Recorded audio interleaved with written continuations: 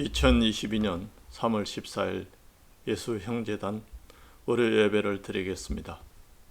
다 함께 신앙 고백을 하시겠습니다.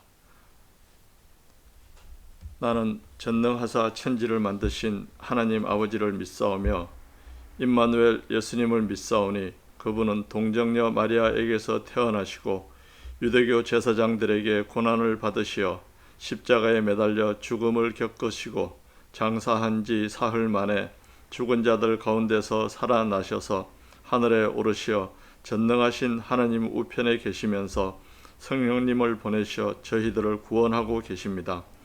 성령을 믿사오며 죄를 사하여 주시는 것과 내 몸이 죽은 뒤에 영혼은 하늘나라에서 영생을 누리는 것을 믿사옵나이다. 아멘. 이어서 하나님을 믿는 방법에 대한 안내를 드리겠습니다. 흔히 교회에서 설교라고 하는데 교를 설명한다고 하는데 우리는 교가 아닙니다. 그리고 훈계할 생각도 없습니다. 그냥 제가 아는 방법, 제가 생각해서 판단한, 파악한 방법을 여러분과 함께 나누겠습니다. 지난주에 대한민국 제20대 대통령 선거가 있었습니다. 그 선거 결과 남편이 당선됨으로 인해서 대통령 부인이 되신 대통령 배우자가 되신 김건희 씨가 그 며칠 전에 신문과 서면 인터뷰를 했습니다. 그 서면 인터뷰에서 본인은 중고등학교 때 교회를 다닌 적이 있다고 얘기를 했습니다. 본인의 무속에 상당히 좌우된다고 하는 세간의 비판을 의식한 발언이었겠죠. 그 발표를 보고 제가 생각한 것입니다. 대한민국에는 김건희 씨처럼 중고등학교 때 교회를 한두 번 가본 사람이 대부분입니다. 안 가본 사람이 거의 없을 것입니다. 그런데 그 중에서 교회에 계속 남아서 다니는 사람들은 전체 인구의 20%도 안 됩니다. 그중 20%에는 부모님 때부터 계속해서 교회를 다닌 사람도 있고 중고등학교 때 갔다가 새로 교회를 다니기 시작한 사람도 있겠죠. 그 모든 사람이 중고등학교 때 처음 가서 그 이후로 교회를 다녔다 하더라도 성공률이 20%밖에 안 됩니다. 80%는 교회를 다니지 않습니다. 왜 그럴까요? 복음을 전하기만 하면 복음을 듣는 사람들이 모두 은혜 받고 감동하고 성령을 받아서 교회를 다녀야 되는데 계속 믿음 생활을 해야 되는데 교회를 안 다닐 뿐만이 아니라 하나님에 대한 믿음도 갖지 않고 살아가는 사람들이 80%입니다. 대한민국 인구의. 그런데 그렇게 하나님을 믿지 않는다고 말하는 사람들 80%가 서양 사람들처럼 자기는 무신론자다, 신이 없다 라고 생각한다. 그런 사람들하고는 조금 다릅니다.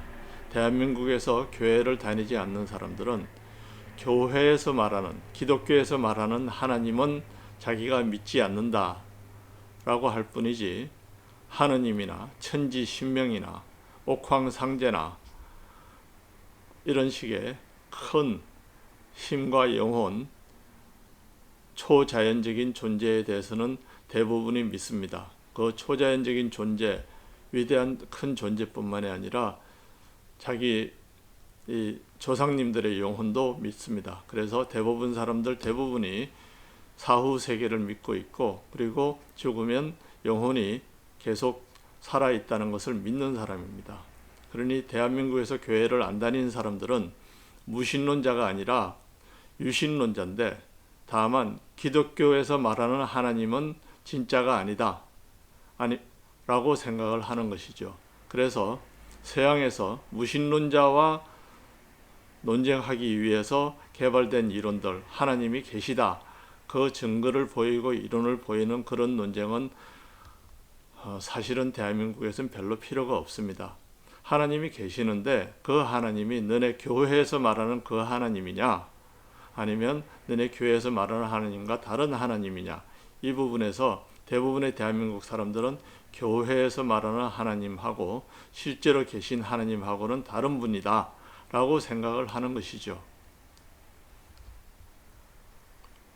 우리는 그렇게 믿습니다. 하나님을 가장 잘 알려주는 책이 성경책입니다. 성경을 보면 하나님께서 천지 만물을 만드셨고 그 이후에 인간의 삶에 개입을 하시고 그리고 우리를 구원하시고 복을 주시기 위해서 여러 가지로 일하고 계신 것을 기록을 볼 수 있습니다. 물론 제가 지난번에도 말씀드렸듯이 이 성경책에 기록된 내용이 모두 진실은 아닙니다. 그 중에서 진실은 사금이 모래밭에 있는 비율 정도로 될 겁니다. 그 사금을 채취하기 위해서 모래를 한 박스 끌어올리면 거기서 사금 몇 알을 건져 올리듯이 이 성경책에 있는 부분은 대부분의 분량이 하나님을 빙자해서 사람들이 자기 생각, 자기 뜻을 집어넣은 것이고, 그리고 그렇게 한 목적은 다른 사람들을, 그 글을 쓴 사람들의 의도대로 움직이기 위해서 쓴 것입니다. 그럼에도 불구하고 하나님의 생각과 말씀과 행적을 제일 잘 기록하고 있는 책이 성경책이기 때문에 그 모래 상자에서 사금을 골라내듯이 선별하는 눈을 가지고 우리는 성경책을 봅니다. 그런데 그 성경책을 보면 우리가 확실하게 알 수 있는 것이 있지요. 하나님께서 천지를 만드셨고, 그리고 예수님을 보내셨고, 예수님께서 죽으시고 부활하시고, 그리고 부활하신 다음에 성령님이 이 땅에 오셔서 우리와 함께 계신다는 사실은 성경을 통해서 확인할 수 있습니다.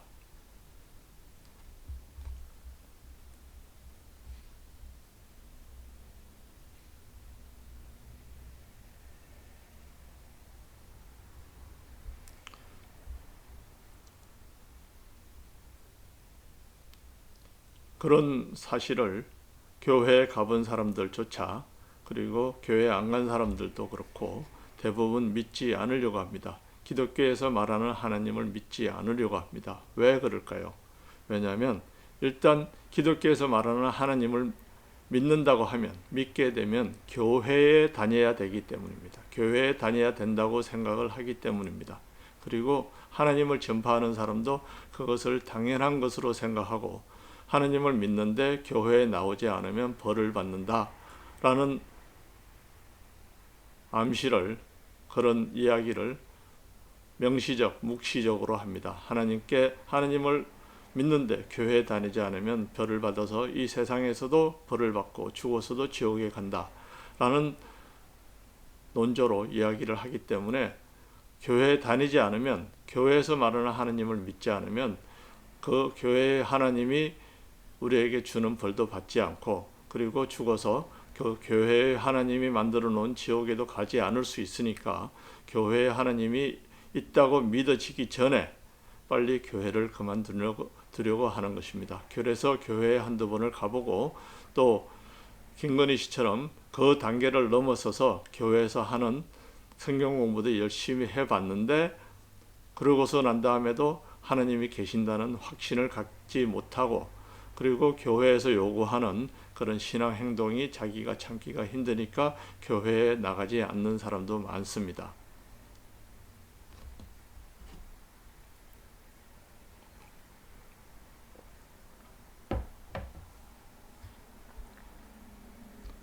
하나님이 있는 것 같아서, 그리고 하나님이 계시면 하나님께 예배드리고 하나님께 기도하고 하나님이 주시는 복을 받고 싶어서, 그리고 천국 영생을 누리고 싶어서 교회에 하나님을 찾아서 갔던 사람들이 80%나 다시 가지 않는 이유가 무엇일까요? 그 이유는 교회는 하나님을 가르치는 것이 아니라 기독교를 가르치기 때문입니다. 하나님을 가르치는 것이 기독교가 아니냐 생각을 하실 수 있지만, 하나님을 가르치는 것과 기독교는 상당히 다릅니다. 매우 다릅니다. 그래서 주 예수를 믿어라. 그러면 너와 너 집이 구원을 받으리라. 이 말을 믿고 교회에 나갔던 사람은 곧 나를 믿는 자는 부모 형제와 싸울 것이요 셋이 둘과 싸울 것이요 라고 예수님이 말씀하셨다는 성경 구절을 보고 나면 처음에 선전하고는 다르잖아. 너와 너 집이 복을 받는다고 했는데 왜 우리 또 부모 형제가 싸운다고 그래. 이건 선전하고 과장선전, 허위선전에 해당되는 거 아니냐. 그런 생각을 하게 되고, 그렇게 교회에서 가르치는 하나님, 교회에서 가르치는 예수님은 실제의 하나님, 실제의 예수님과 다르기 때문입니다.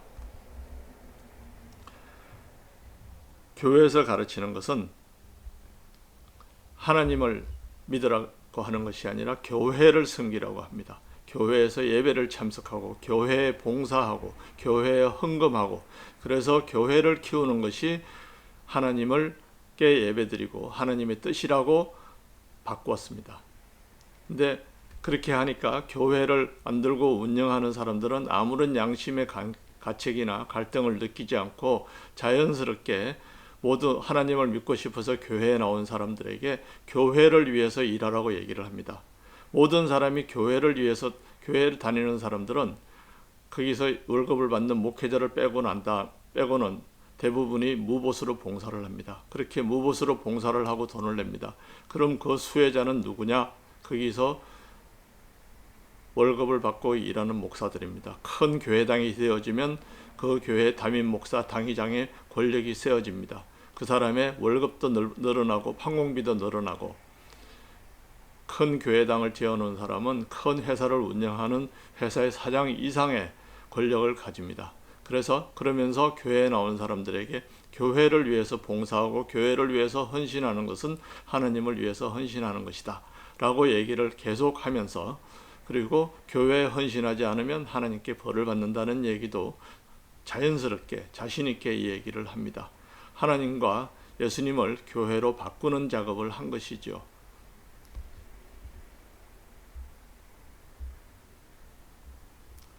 이 인류의 가장 오래된 직업 중에 하나가 신접하는 자들입니다. 자기 몸에 신이 들어와 있다는 사람들은 인류 역사의 거의 초기부터 있었습니다. 무당, 박수, 신접한 사람 등으로 불리는 이 사람들은 어느 시대, 어느 나라에도 있었습니다. 고대 이스라엘에도 있었습니다. 사무엘 같은 제사장과 나단 같은 예언자들이 하나님의 말씀을 전하던 그 시대에도 민간 곳곳에는 신접한 사람들이 있었습니다. 성경에는 사울 왕이 신접한 사람을 시켜서 죽은 사무엘의 영을 불러 올린 이야기가 있습니다. 그런 신접한 자들의 힘은 자기가 몸에 받은 신이 얼마나 힘이 센가에 달려 있습니다. 그런 신접한 자들이 몸에 받은 신들은 잡귀, 잡신들입니다. 그리고 그런 신접과 조금 다른 차원으로 우상 숭배가 있습니다. 우상은 한 개인이 몸에 받아서 예배하는 것이 아니라 한 민족, 한 국가가 함께 섬기는 신입니다.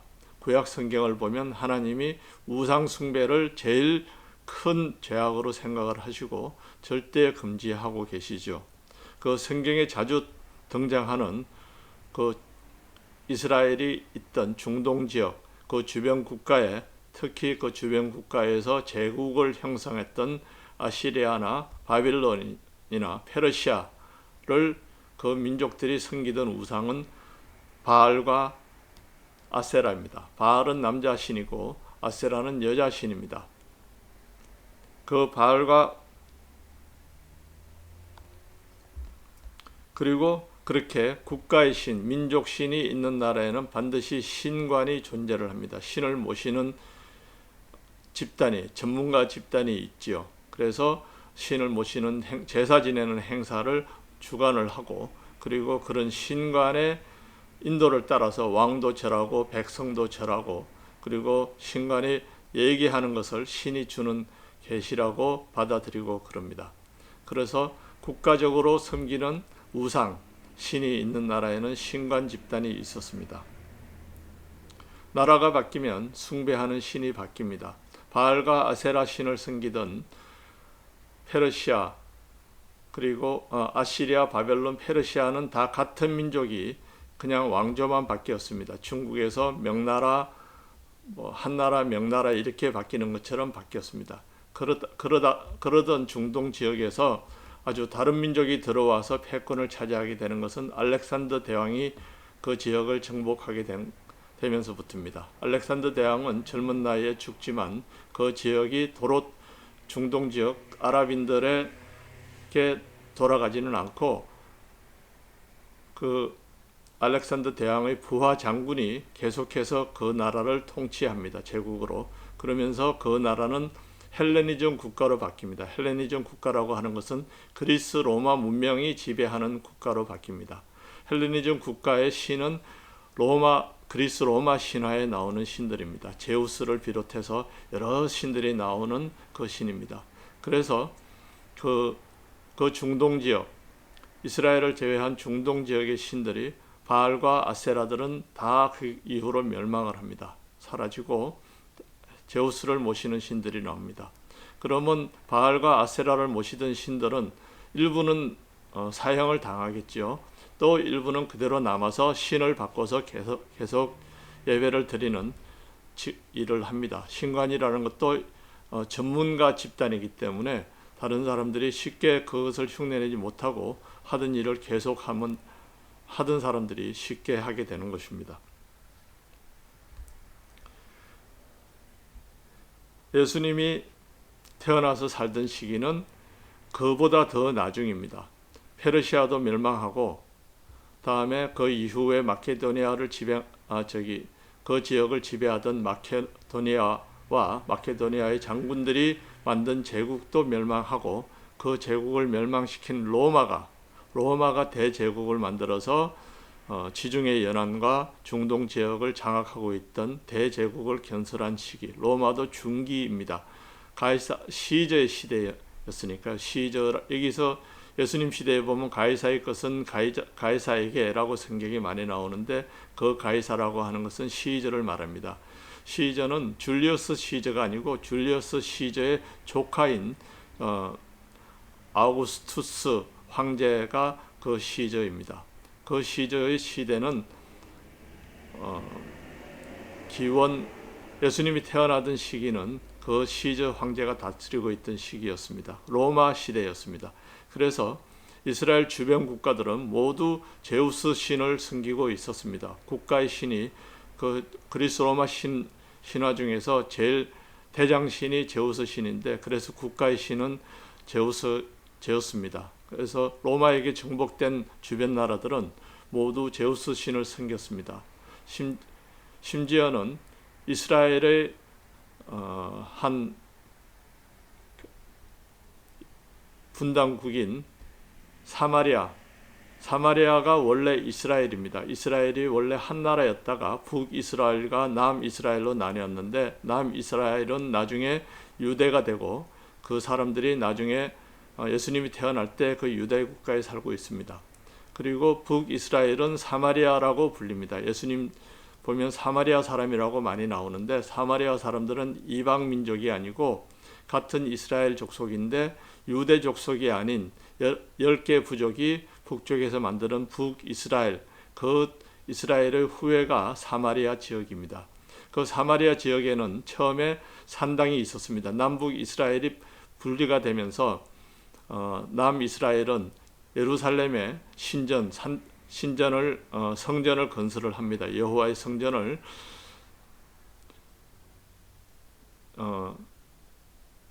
솔로몬 왕 때 건설을 했다가 그리고 그 솔로몬 왕 때 건설된 성전이 바빌론에 의해서 바빌론이 침략할 때 완전히 파괴되었다가 그 뒤에 바빌론이 무너지고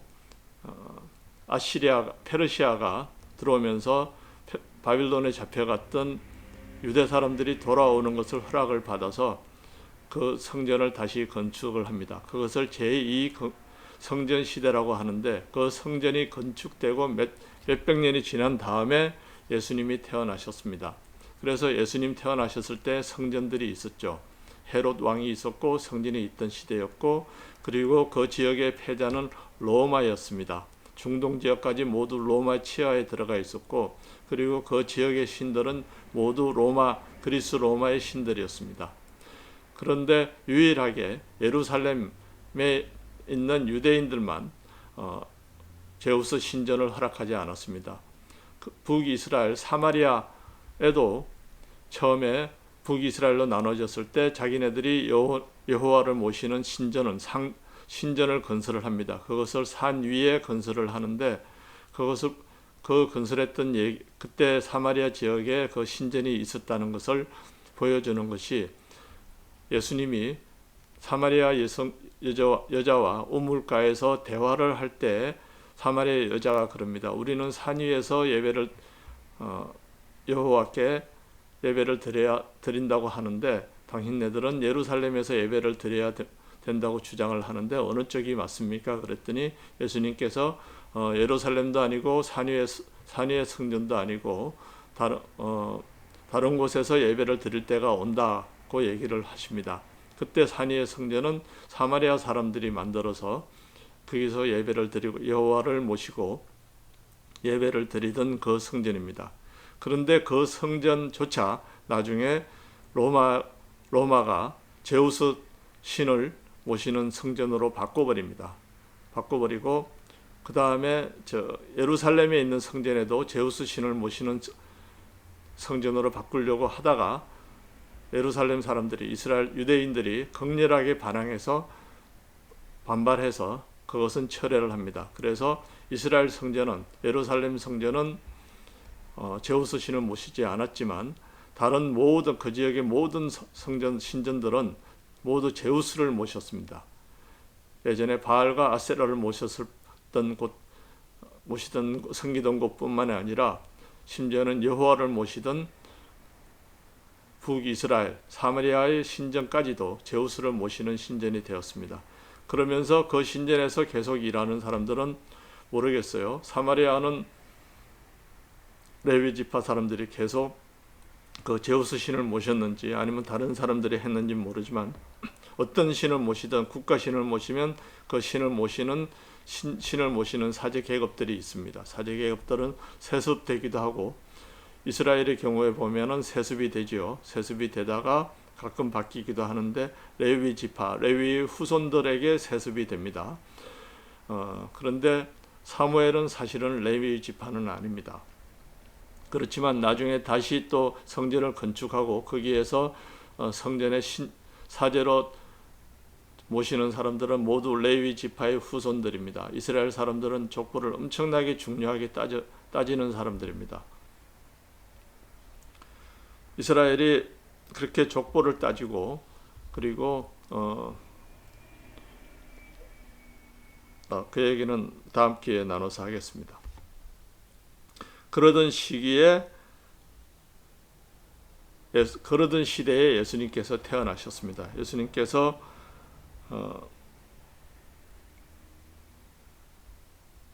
태어나서 활동하던 시기에 이스라엘을 제외한 지역에는 제우스를 모시는 신전과 사제들이 있었지만 예루살렘에는 여호와를 모시는 제사장들이 있었죠. 그 유일하게 여호와를 모시던 신전은 언제 무너집니까? 기원 66년에 완전히 파괴됩니다. 로마에 의해서 파괴가 되죠. 먼저 발단은 이스라엘을 독립을 주장하는 과격한 혁명당이 있었습니다. 열심당. 예수님 때에도 그 열심당이 있었습니다. 예수님을 판 가룟 유다가 열심당 소속이었습니다. 그 사람들은 무장혁명을 일으켜서 로마 정권을 몰아내고 더 나아가서 로마 군대를 쫓아내고 자기네들의 완전한 자주 독립국가를 만들겠다는 야심을 갖고 있었습니다. 몇 차례 자금 봉기를 하다가 실패를 했습니다. 예수님 때에도 예수님 오른쪽 왼쪽에 매달려서 죽은 사람들은 그냥 일반 강도 살인범이 아니고 그런 무장 독립 세력의 세력의 일부였습니다. 십자가형이라고 하는 것은 정치범들에게만 주는 것입니다. 그래서 예수님을 고발할 때에도 가야바가 계속 예수님이 왕이라고 얘기를 했다는 것을 주장을 합니다. 그렇게 예수님이 왕이라고 얘기를 했다는 것은 로마 정권에 반역을 한다는 것이고, 로마 정권에 반역한 사람은 십자가형을 받아서 형으로 처벌하도록 되어 있으니까 가야바가 처벌하지 않으면 안 되도록 몰아붙이려고, 가야바가 아니라 본디오 빌라도가 사형 선고를 하지 않으면 안 되도록 몰아붙이려고 가야바가 계속 예수님께서 자기가 유대인의 왕이다 라고 선언했다고 주장을 합니다. 그리고 예수님이 돌아가실 때 십자가 위에도 유대인의 왕이라는 팻말을 붙입니다. 그렇게 예수님을 정치범으로 만들어야 했기 때문입니다. 그리고 예수님 오른쪽 왼쪽에 있던 그 살인범이라고 하는 사람들도 무장봉기를 해서 그 과정에서 사람을 죽인 사람들일 겁니다. 로마 군인이나 아니면 로마의 지배에 협력하는 사람들을 죽이는 그런 활동을 했던 정치범들일 겁니다. 그렇게 예수님 때에는 전국 곳곳에서 로마에 반대하고 로마에 협력하는 그 왕, 헤롯 왕에 반대하는 세력들이 이곳저곳에서 봉기를 일으키다가 마침내 기원 66년에는 대규모 무장 봉기를 일으켜서 이스라엘에 주둔하던 로마 군대를 완전히 몰살을 시켜버립니다. 대학살을 해버립니다. 그리고서 성을 장악을 하고 일시적으로 자기네들의 자주 독립국가를 선언을 합니다. 그 상황을 당한 로마군이 그냥 있을 수는 없죠. 그건 대제국의 기반이 흔들리니까. 그래서 로마군의 전력을 기울여서 그 이스라엘 반란군을 다 제압을 합니다. 초기에는 이스라엘 반란군이 상당히 우세를 했지, 우위를 차지하고 있었지만 시간이 지나면서 로마 제국의 본진이 징벌을 하러 오면서 그것을 이겨내지 못하고 결국 함락이 됩니다. 그래서 기원 66년에 예루살렘 성전은 돌 위에 돌 하나도 남지 않고 완전히 무너지고, 그리고 이스라엘 성 안에 있던 약 100만 명의 사람들이 다 로마군에 의해서 학살, 폭행 당합니다. 엄청나게 잔인하게 죽음을 당합니다. 생각해 보십시오. 여호와 하나님을 모시던 백성들이 그 올림푸스 산의 장난꾸러기 제우스와 그 일당의 신들을 모시는 로마군에 의해서 완전히 몰살당합니다. 그것이 있을 수 있는 일이었겠습니까? 있을 수 없는 일이죠. 그 있을 수 없는 일이 일어나고, 그리고 2000년 동안 유대인들은 자기 나라가 없는 백성이 되어서 전 세계를 떠돌아다니면서 유럽에서 핍박을 받고 심지어는 학살을 당합니다. 그런 처절한 경험을 겪게 되는데, 그 얘기는 다음에 하고, 오늘은 그런 상황에서 예수님이 돌아가시고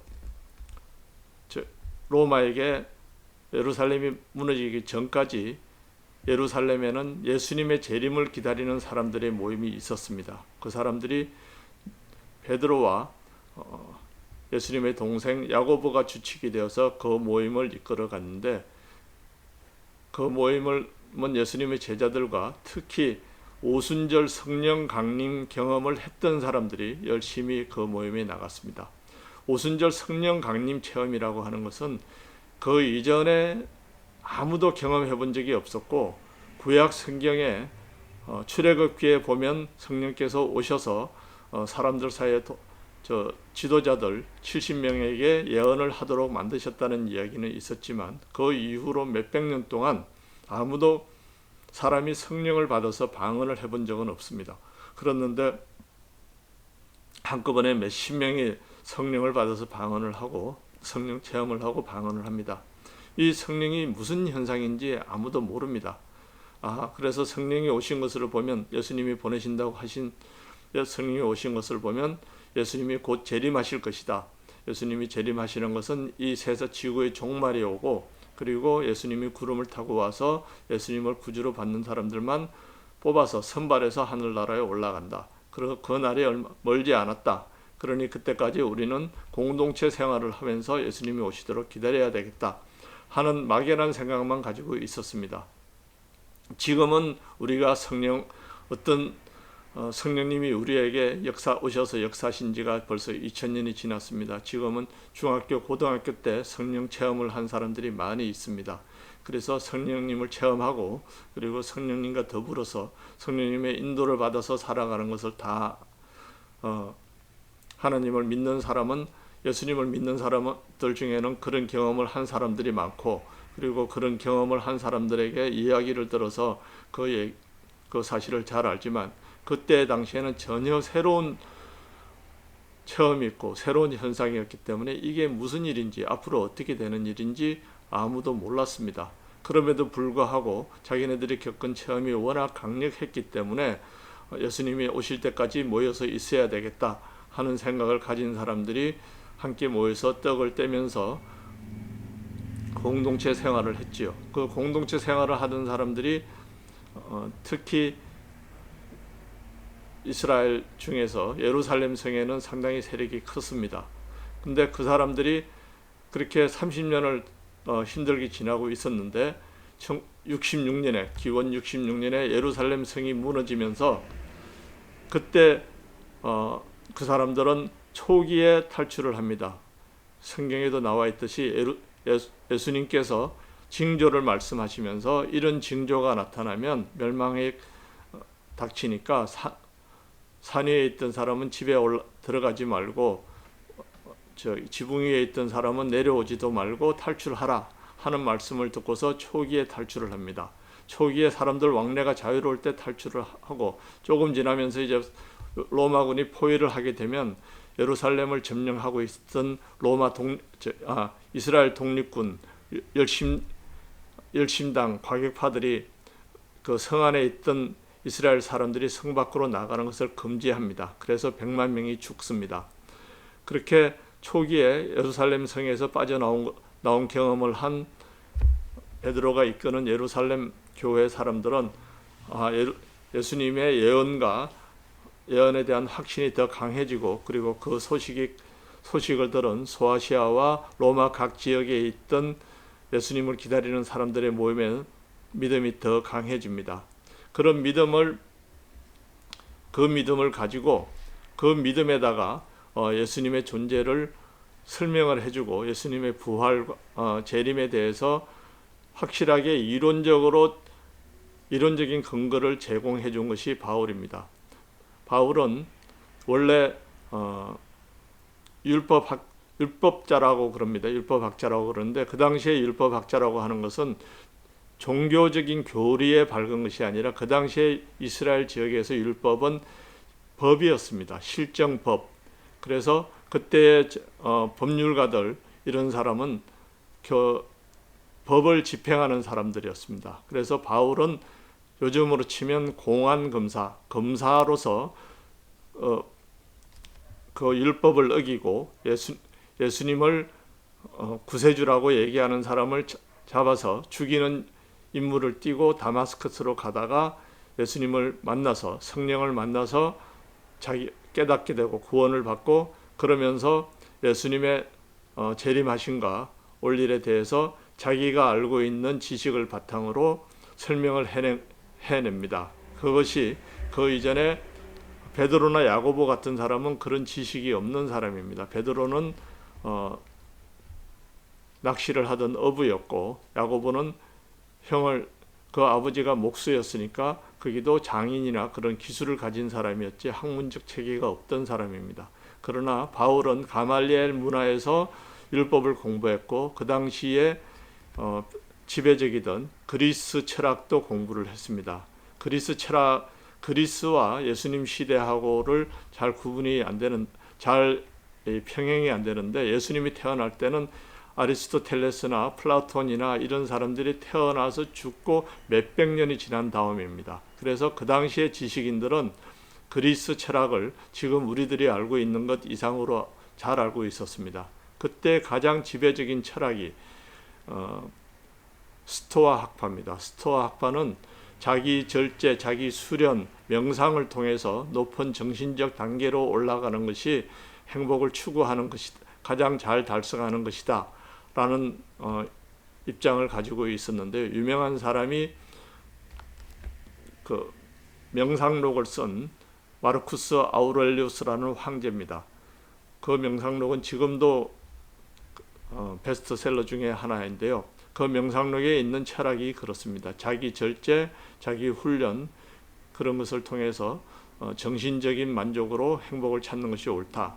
그 이론을 이 바울이 기독교에다 도입을 시킵니다. 그 이론과 그리고 구약 설명과 이런 것들을 합쳐서 바울이 기독교 이론을 만듭니다. 그 기독교 이론을 만드는 첫 저서가 로마서입니다. 신약 성경에 27권의 책이 있습니다. 그 27권의 책 중에서 로마서는 한 6번째 나오나요? 4대 복음서가 나오고 그리고 사도행전이 나오고 로마서가 나옵니다. 그러면 처음 성경을 보는 사람은 로마서는 5번째쯤 쓰여졌겠구나 생각을 하기가 쉬운데, 로마서가 그 신약 성경에 있는 책들 중에서 가장 먼저 씌워진 책입니다. 기원 50년경에 로마서가 씌워지는데, 그리고 4대 복음서, 예수님의 행적을 다룬 4대 복음서는 기원 100년경, 예수님이 돌아가시고 한 70년쯤 지난 다음에, 그리고 로마서가 씌워지고 난 다음에 한 50년쯤 지난 다음에 모두 씌워졌습니다. 그러니까 로마서를 쓴 사람보다 먼저 살았던 예수님의 이야기를 로마서를 쓴 사람보다 50년, 로마서보다 한 50년 후에 기록을 한 것입니다. 그런 전기나 일종의 전기적 역사물인데, 그런 전기를 쓸 때에는 그 쓴 사람의 생각이 그것을 좌우를 합니다. 우리나라에도 얼마 전까지 역사 논쟁, 역사 투쟁, 역사 전쟁 이런 말이 있었죠.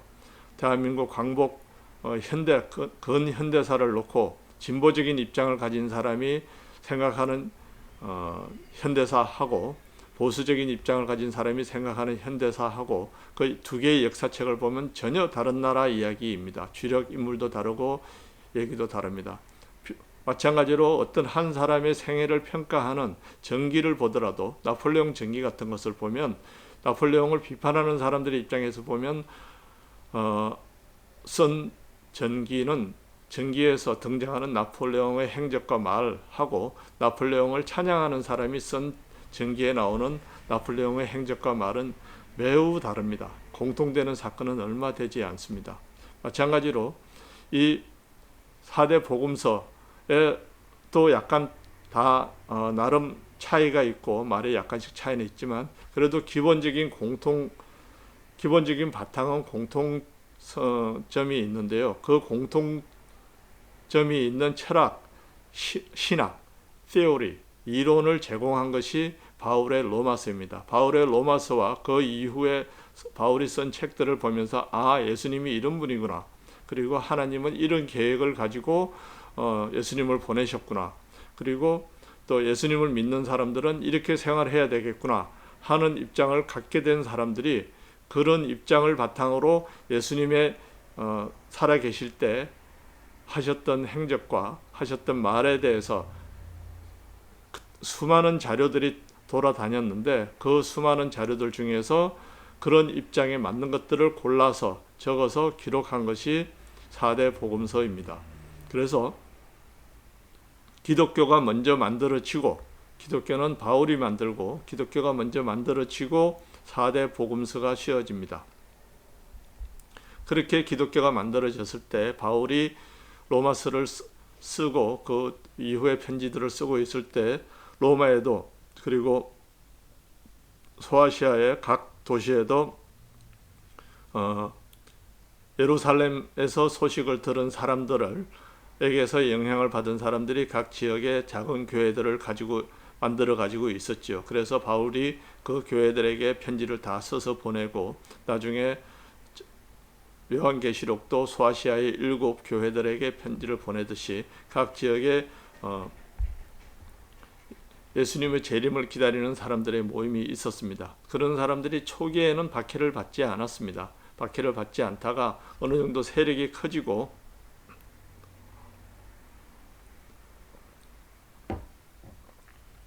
그리고 로마 정권이 로마 황제가 자기를 신으로 만들고 그리고 신으로 숭배하라고 요구하는데 예수를 믿는 사람들이 거부하니까 그리고 소수이고 하니까 그 사람들을 집어서 박해를 합니다. 그래서 로마에서 예수님을 기다리던 사람들은 엄청난 박해를 받고 그리고 오랫동안 지하 세계에서 생활을 합니다. 카타콤브라고 하는 그런 박해를 받다가 마침내는 그 세력이 많아지고 숫자가 많아지고 그리고 황제들이 자기네들이 신 노릇하는 것을로는 성공할 수 없으니까 다시 이제는 기독교를 인정을 합니다.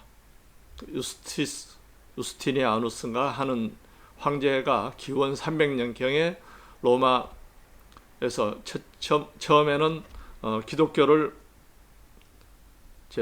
불법 종교, 유사 종교, 사이비 종교라고 아니면 반역 세력이라고 탄압하던 데서 합법적인 종교로 인정을 하고 그리고 기독교를 믿는 것을 탄압하는 것을 중단을 하는 그래서 합법화시키고 공인해 줍니다. 그러다가 얼마 지나서 다시는 그 다음에는 기독교를 국가 종교로 만듭니다. 그래서 국교라고 하지요. 그래서 기독교가 국교가 됩니다. 그래서 지하 토굴 속에서 몰래 예배를 드리던 사람들이 이제는 지상에서 드릴 뿐만이 아니라 그 예배를 드리는 것을 주관하는 것을 이제 국가가 관장합니다. 예배를 드리는 사제와 신관들을 국가가 뽑습니다. 그렇게 되면 사제 계급이 생기고 신관이 생깁니다. 그런 사람들이 가톨릭 교회를 만듭니다. 가톨릭 교회의 이론을 만들고 가톨릭 교회의 예배 절차를 만들고 교회를 짓습니다. 그리고 사람들에게 설교를 하고 강론을 하고 교회를 주도를 합니다.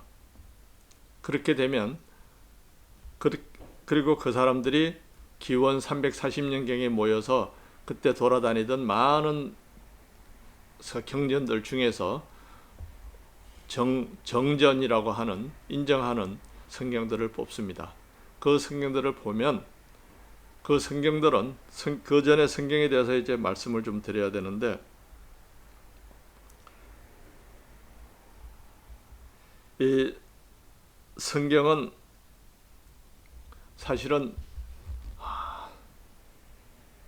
그 이전에 쓸 때부터 씌워질 때부터 그 쓴 사람들의 목적이 들어가 있습니다. 모세오경은 모세가 썼다고 흔히들 말하고 있습니다. 교회에서 그렇게 가르치는데 정확하게 서지학자들과 고고학자들이 확인한 바에 의하면 모세오경이 씌워진 것은 열왕기 시대입니다. 이스라엘 왕조 시대입니다. 그러니까 왕들의 지원을 받아서 제사장들과 서기관들이 작성한 것이 모세오경입니다. 레위기, 민수기에 나와 있는 각종 율법들도 그 왕들의 원하는 대로 왕과 제사장들이 원하는 대로 씁니다. 그렇게 만들어진 모세오경이 다시 대규모로 첨삭되고 수정되고 편집되는 시기가 있습니다. 그것이 바빌론 유포에서 이스라엘 사람들이 일부 돌아온 그 시기입니다. 그때 그 성경의 편집을 주도한 사람이 에스라서의 주인공 에스라입니다. 에스라가 그 성경을 다 편집을 한 다음에 사람들에게 며칠 동안 읽어 나누면서 이대로 지키라고 하는데 그 성경을 처음 발견하고 읽는 동안에 몇 달의 기간이 걸립니다. 그 몇 달의 기간은 에스라의 지휘하에 대규모 편집팀이 성경을 대대적으로 고쳐서 쓰는 시기입니다. 그렇게 고쳐서 쓴 성경을 다시 그 이후에도 조금씩 바뀝니다. 그런 성경들을 다시 그 중에서 골라가지고 가톨릭 교회에서 이것이 경전이다 하고 삼습니다. 그렇게 고를 때 기준은 무엇이냐? 그 고른 사람들이 자기네들이 생각하는 교회를 유지하고 교회를 발전시키는 데 도움이 되는 입장에 섰습니다. 그러니 교회가 예수님의 몸이고 예수님이 이 땅에 교회를 건설하러 오셨다 하고 하는 이 주장이 성립을 하게 되면 교회를 위하는 것이 예수님을 위하는 것이고 하나님을 위하는 것이라는 이론이 성립을 합니다. 그런데 실제로는 교회를 위하면 교회에서 일하는 사제와 목사들만 이해를 합니다. 교회에다 헌금을 바치면 그 돈으로 교황이 좋은 차를 타고 다니고 전세기를 타고 다니지 하나님이 그 돈으로 전세기 타고 다니지 않습니다. 물론 생색을 내기 위해서 그 사람들은 일부를 자기네들이 쓰는 것보다 훨씬 작은 금액을 가난 구제와 고아와 과부들을 위해서 돕는 척합니다. 그러나 교회의 목적은 사제와 신부와 목사들을 위한 조직입니다. 공산당하고 같습니다. 공산당은 그럽니다. 공산당은 혁명을 위해서 복무를 하는 것이고 이 인민을 해방시키기 위한 혁명을 위해서 혁명을 성취하기 위해서 공산당은 복무하는 것이다. 그래서 당은 오류가 없다. 그래서 모든 당원은 당을 위해서 복무해야 되고 모든 대중인민은 공산당을 따라야 되고 공산당의 영도를 따라야 한다. 그래서 공산당을 따르는 것이 혁명을 따르는 것이고 혁명을 위하는 것이고 혁명을 위하는 것이 인민을 위하는 것이다 라고 얘기를 하는데 실제로는 공산당을 위하는 것은 공산당 간부를 위하는 것입니다. 그것이 실제로 일어나는 것을 우리는 보고 있죠. 그리고 대한민국에서 보듯이 큰 교회를 지으면 높아지는 것은 그 교회의 당회장입니다. 그 몇십 층 교회를 지었는데 그 몇십 층 교회를 짓는 돈만큼 자기네들이 고아와 과부들을 구제하는 데 썼는지 물어볼 필요가 있습니다. 고아와 과부를 구제한다고 하는 사업을 하는 기독교의 이름으로 고아와 과부 구제를 한다고 하는 고아원을 운영하는 사람들은 고아를 팔아서 자기네들이 외부에서 원조를 받아서 자기 가족들은 화호식을 하고 고아들은 빈약한 생활을 하게 하는 그런 것들이 기독교의 이름을 팔아서 사회복지 사업을 한 사람들의 대다수 안 그런 분도 몇 분 계십니다. 그런 분들도 계십니다만은 많은 그런 사람들이 있고 기독교도 그렇습니다. 신부와 목사들을 위한 조직을 만들고 그 조직을 유지하는 것이 기독교의 목적입니다. 그리고 그 조직을 만들고 유지하는데 이론을 제공하는 교재로서 성경을 만들고 뽑았습니다.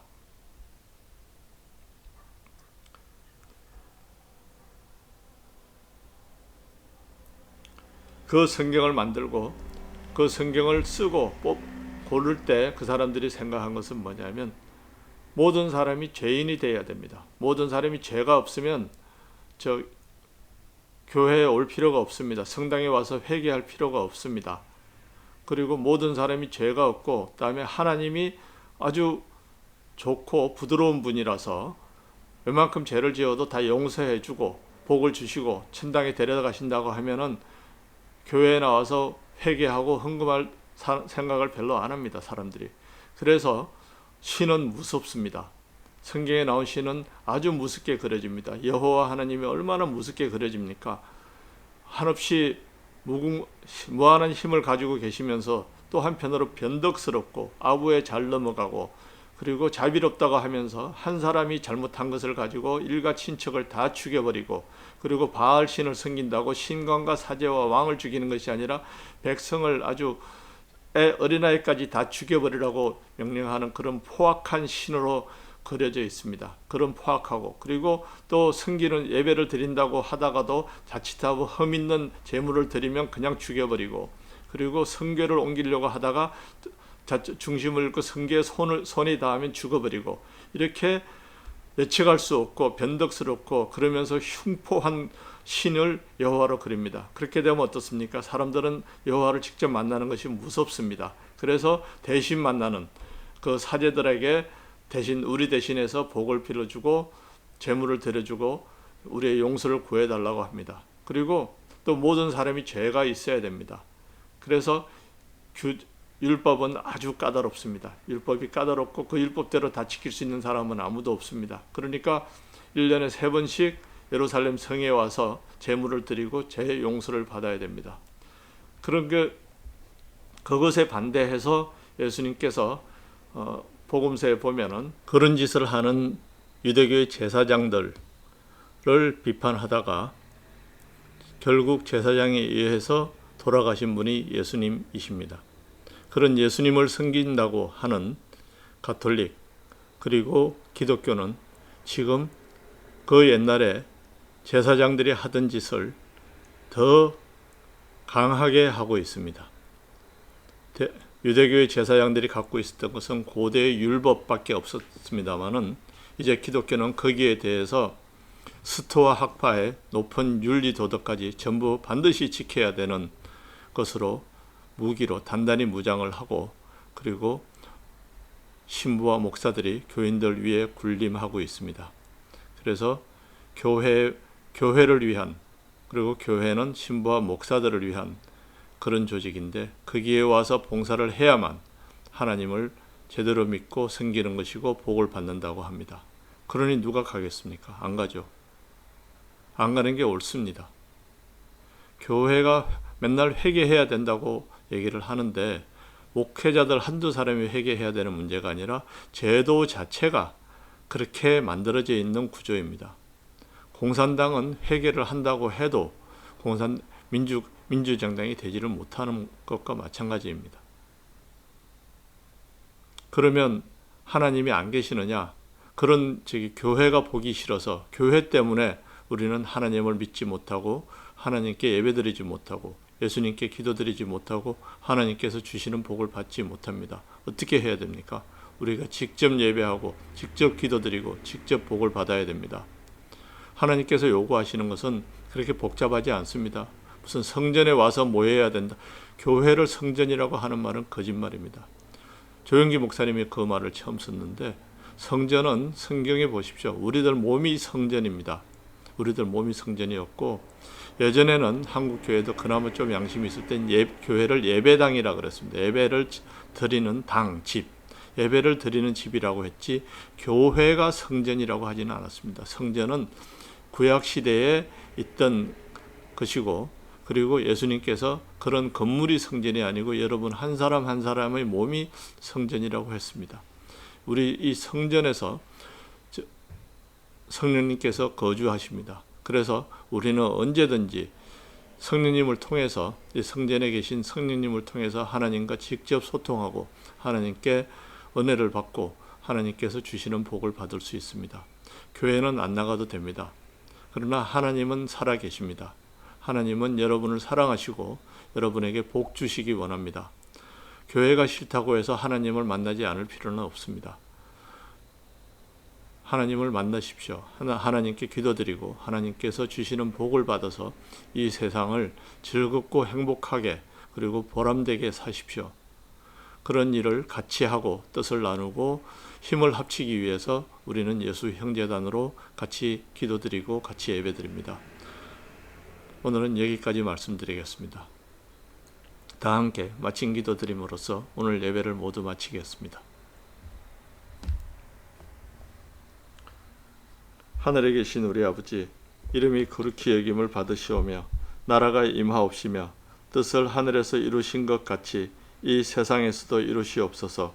우리에게 필요한 물질을 때에 맞춰 공급해 주옵시고 우리가 우리에게 잘못한 사람을 용서해 준 것 같이 우리 죄를 사하여 주옵시고 우리를 시험에 들지 않게 하옵시고 모든 악에서 구해 주시옵소서. 하늘과 온 세상의 권세와 영광이 하나님 아버지께 영원히 있사옵나이다. 우리를 구원하신 임마누엘 예수님 이름으로 감사하며 기도드립니다. 아멘. 이것으로 오늘 예배를 모두 마치겠습니다. 이번 주간도 승리하시는, 그리고 기쁨과 감사와 행복이 넘치는 삶을 살아가시기 바랍니다. 감사합니다.